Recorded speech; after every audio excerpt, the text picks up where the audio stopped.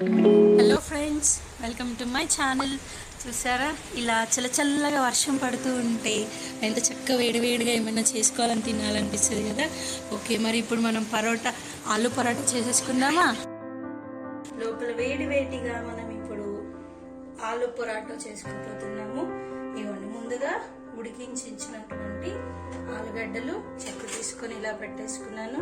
దానికన్నా ముందు కొంచెం గోధుమ పిండి, చిటికెడు పసుపు, దాంతోపాటు కొంచెం సరిపడినంత ఉప్పు వేసేసుకుందాము.